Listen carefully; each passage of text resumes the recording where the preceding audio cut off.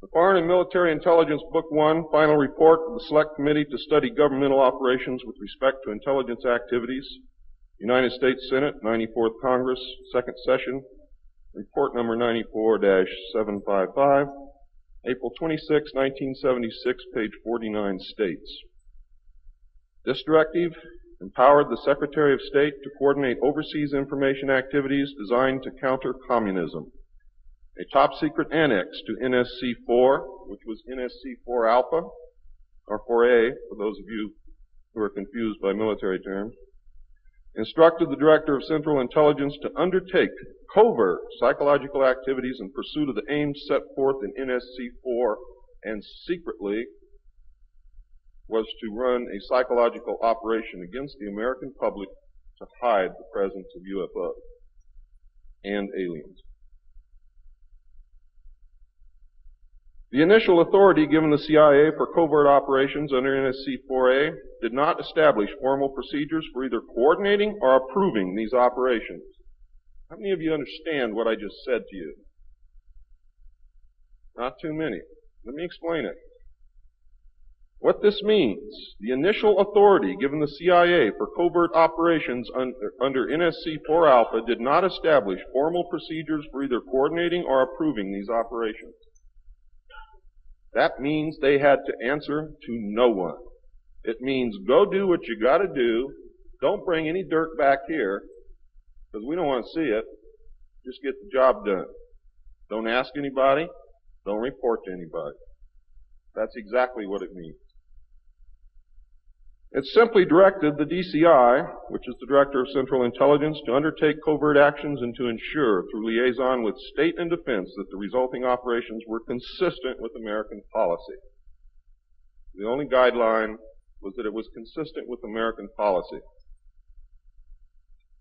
Later, NSC 10-1 and NSC 10-2 were to supersede NSC 4 and NSC 4A, and NSC 10-1 was to establish the Office of Policy Coordination, or the OPC, was chartered to carry out an expanded program of covert activities. It was directly responsible for the alien task projects,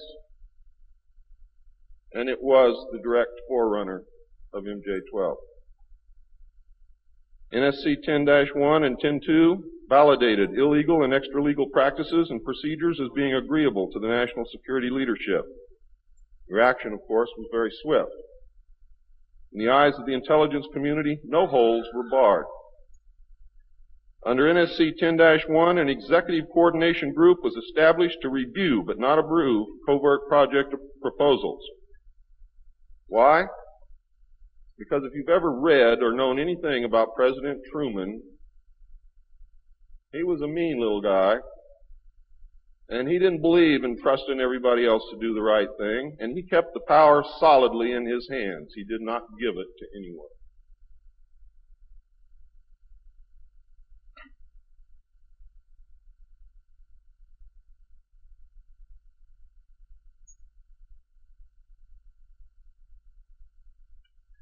The ECG was secretly tasked to coordinate the alien projects. NSC 10-1 and 2 were interpreted to mean that no one at the top wanted to know about anything until it was over and successful. These actions established a buffer between the President and the information, and it's important that you understand this because it's important later. It was intended that this buffer serve as a means for the President to deny knowledge if leaks divulged the true state of affairs. That is to prevent the collapse of the government. If the President can stand up and say, I didn't know about it, the government can survive. If the President cannot say that, then you have a very, very dangerous situation indeed. The buffer was used in later years for the purpose of effectively isolating succeeding presidents from any knowledge of the alien presence other than what the secret government and the intelligence community wanted them to know. NSC 10-2 established a study panel which met secretly and was made up of the scientific minds of the day and may very well have included some of those names which are on the fraudulent document known as Majestic 12 of the Eisenhower briefing document, which is in reality a contingency plan to lead you right through the Rose Garden.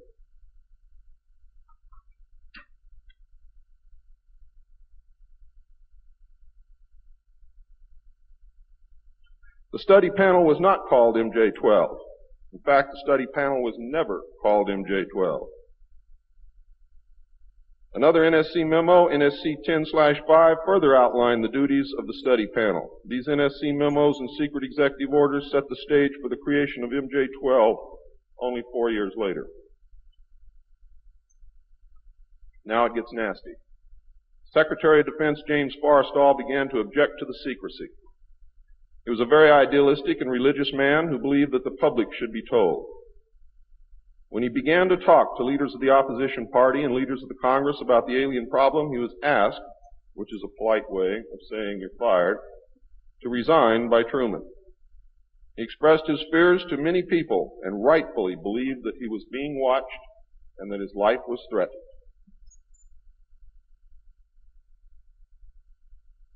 This was interpreted by those who were ignorant of the facts as paranoia, because most people had no knowledge of what was really going on.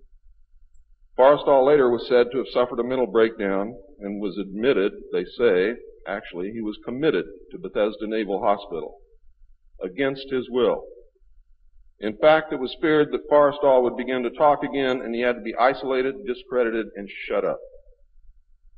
Sometime in the early morning of May 22nd, 1949, agents of the CIA tied a sheet around his neck, fastened the other end to a fixture in his room, and threw James Forrestal out the window. The sheet tore, and he plummeted to his death, and he became one of the first victims of the cover-up.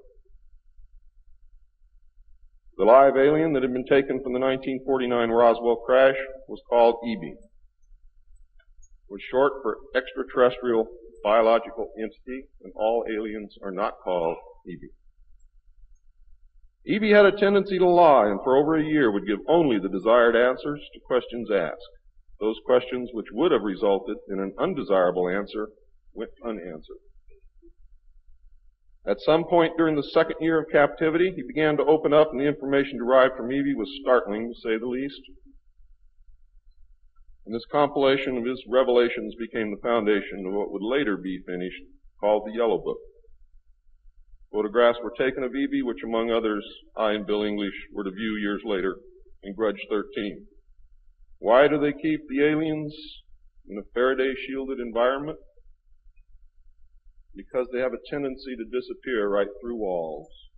And if you can prevent the transmission of electromagnetic energy, you can stop them from doing it.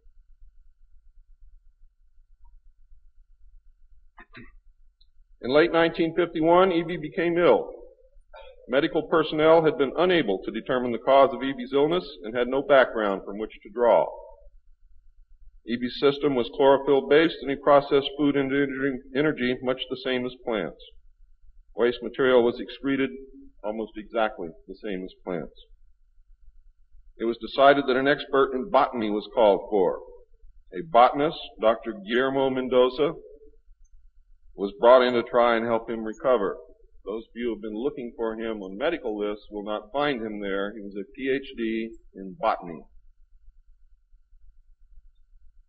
Dr. Mendoza worked to save EB until mid-1952 when EB died. Dr. Mendoza eventually, according to the information that I read, became the expert on at least this type alien biology. In a futile attempt to save EB and to try and gain favor with this technological superior alien race, the United States began broadcasting a call for help early in 1952 into the vast regions of space. If you know they're better than you, and if you know they can lick you, you better try and be friends with them, and that's what this effort was all about. The call went unanswered, but the project continued as an effort of good faith.